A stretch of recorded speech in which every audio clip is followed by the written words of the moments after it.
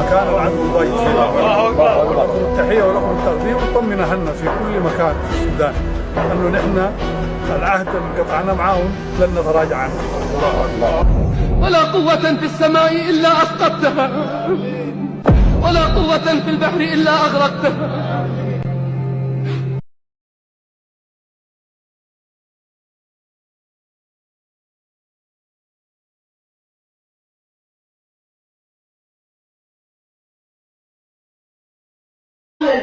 ما زوجتنا نعاني الان كل العالم شيء، حتى الامم المتحده شيء بانه العالم اكبر اباده دينيه شيء العالم من قبل من؟ ما قدمنا للعالم، كل سنه قدموا السودان، خبرات السودان في كل العالم يشهد لها، عمل السودان في القوات المسلحه، كل الدول العربيه تفخر لها كلها وما استثني دوله، كلهم تدريباتهم كانت الأوفياء اللي استشهدوا غدرا وضربوا غدرا من دولة مصر بالطيران المصري. وما المصريين يقلبوا هم مجاربة طبعا عشان يقولوا country is the best friends of Israel. Azerbaijan, very good, right next to Iran. They have a mutual border. All the military of Azerbaijan, it's Israelis.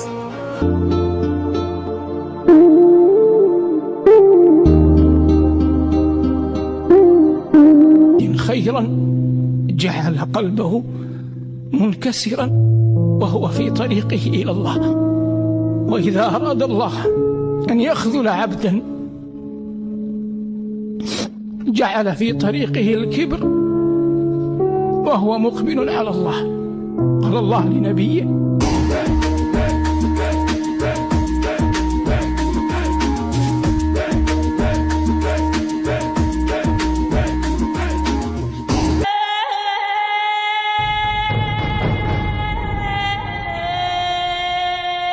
সুদানের আধা সামরিক বাহিনী আল ফাশির শহরের দখল নেয়ার পর দেশটিতে দেখা দিয়েছে ইতিহাসের ভয়াবহতম মানবিক সংকট।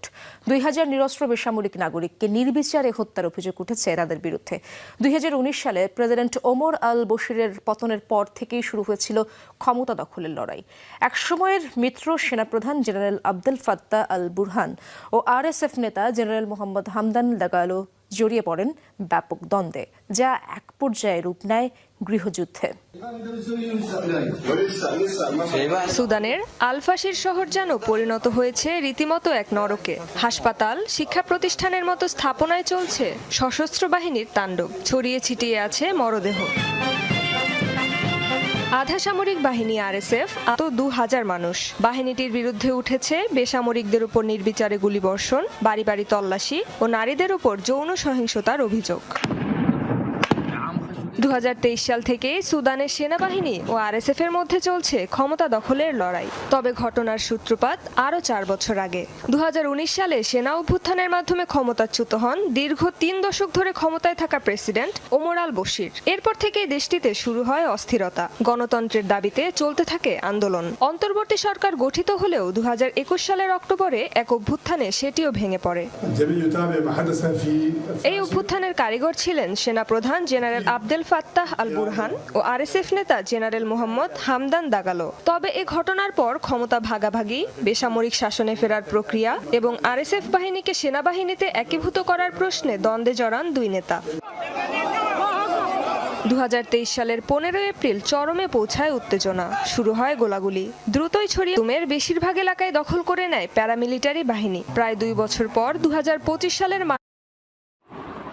এটা হচ্ছে আপনার সুদানের ম্যাপ, ঠিক আছে? সুদান, ইথিওপিয়া, ইজিপ্ট, মিশর আর কি, এরপর লিবিয়া, ঠিক আছে?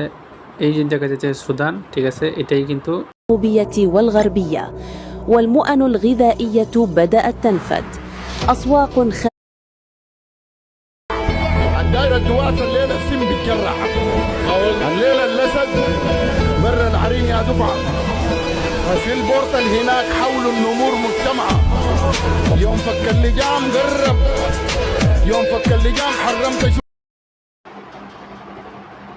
এতক্ষণ যে দেখলেন সেটা হচ্ছে আপনার লিবিয়ার যে গৃহযুদ্ধের একটা বর্ণনা। লিবিয়ায় গৃহযুদ্ধের ইন্ধন দেওয়ার মধ্যে দুবাই কিন্তু সবার আগে, দুবাই, ইমারাত, শেখ জায়েদ, আর আপনার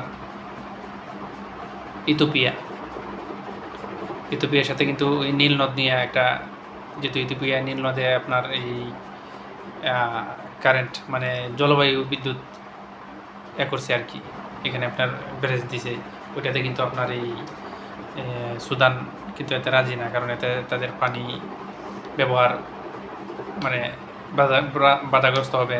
এরপরে আপনার মিশর কিন্তু নীল নদের পানির উপরে বহুত করে, তাদের অনেক ফ্যাক্ট আছে, তার কারণ তারা নীল নদের পানি দিয়ে তারা অনেক কৃষি কাজ করে। আর ইথিওপিয়া সাথে মিলা দুবাইয়ে বিদ্রোহী গোষ্ঠী, কারণ যে বিদ্রোহী গোষ্ঠীটা কিন্তু বর্তমানে আছে আপনার ইথিওপিয়ার বর্ডারে, তার অস্ত্র সরবরাহ করে কিন্তু ইথিওপিয়া। দুবাই কিন্তু তারা মেন চালানদাতা, মানে অস্ত্র সরবরাহ করে ইথিওপিয়ার মাধ্যমে, আর ইথিওপিয়ার কিন্তু তারা সরাসরি সমর্থন করে বিদ্রোহী গোষ্ঠীটারে। আর দেখেন একটা দেশের সেনাবাহিনী কিন্তু সবার আগে, সেনাবাহিনী শেষ হয়ে যাক বা সেনাবাহিনী কারোর সাথে মাথা নত করুক, এটা কিন্তু কোনো দেশের সেনাবাহিনী চাইবে না। আর কোনো দেশের সেনাবাহিনী যদি মাথা নত করে, এই দেশ একটা একটা একটা শক্তিশালী দেশে পরিণত হওয়া সম্ভব না।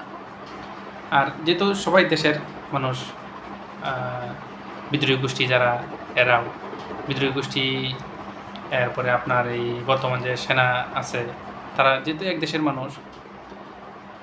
প্রথম কিন্তু দ্বন্দ্ব হয়েছে আপনার, দেখছেন তো যে অভ্যুত্থান হওয়ার মাধ্যমে বিদ্রোহী গোষ্ঠী যে আছে আধা সামরিক বাহিনী আর সামরিক বাহিনী মিলে কিন্তু তারা সরকার অভ্যুত্থান করছে। অভ্যুত্থান করার ফলে তারা ক্ষমতার দ্বন্দ্বে, মানে ক্ষমতা কে সবচেয়ে বেশি ক্ষমতাশালী হবে, এই ক্ষমতার ভারসাম্য ঠিক না থাকার কারণেই কিন্তু যুদ্ধে লিপ্তি হয়েছে। ঠিক আছে, এটা দেশ তার নিজেদের মধ্যেও যদি হয়েছে, কিন্তু এখন আন্তর্জাতিকভাবে চলে গেছে। যে কোনো জিনিস একটা আন্তর্জাতিকভাবে যদি চলে যায়, এটা মীমাংসা করতে কিন্তু অনেক ঝামেলা। আপনার নিজেদের ভিতরে যদি কোনো ঝগড়া হয়, দেখবেন যদি তৃতীয় পক্ষে যদি এখানে একবার আসতে পারে, কোনোভাবে যদি আসতে পারে, এই ঝগড়া কোনোভাবে মিট হওয়ার সম্ভাবনা খুব কম থাকে। আর হইলেও কোনো কিছুর বিনিময়ে, বড় কোনো কিছুর বিনিময়ে, অর্থের বিনিময়ে, মানে কোনো কিছুর বিনিময়ে করতে হবে। আর ইসরায়েল তো আছেই, ইসরায়েল মুসলিম, যে কোনো দেশের মুসলিমদের ঝগড়া লাগানোর জন্য ইসরায়েলের মোসাদ কিন্তু প্রচুর কাজ করে। ইসরায়েলের যেহেতু এত টাকা পয়সাও না থাকলে কিন্তু ইসরায়েল একটা আমেরিকার একটা অংশ বলতে গেলেই চলে, কারণ আমেরিকার বিশ্বাস করে যে আমেরিকা এখন আছে বিশ্বের মোড়ল, মানে বিশ্বে শাসন করতেছে তারা। কিন্তু আমেরিকা সরাসরি তারা বিশ্বাস করে যে কোনো এক সময় যদি প্রথম ব্রিটেন আছিল, তারপরে আমেরিকা গেছে, এরকমভাবে যদি হাত বদল হয়, তাহলে তারা বিশ্বাস, যেহেতু খ্রিস্টান, তারা বিশ্বাস করে যে এই অঞ্চলটার মধ্যে, ঠিক আছে, এই ইহুদিরা যেহেতু দাজ্জাল আসবে, তারা দাজ্জাল জানে, খ্রিস্টানরা তো দাজ্জাল শাসন করবে, তারা চায় যে ইহুদি শাসন করুক। এই জন্য তারা দেখবেন যে এই সব চাইতে, মানে ইসরায়েলের সাথে যুদ্ধ করা মানে আমেরিকার সাথে যুদ্ধ করা, এরকম একটা পরিস্থিতি তৈরি হয়। আর চামচাগিরি করার জন্য তো দুবাই আর কাতার আছেই, ঠিক আছে, আর কি বলবো, এই হচ্ছে আপনার পরিস্থিতি।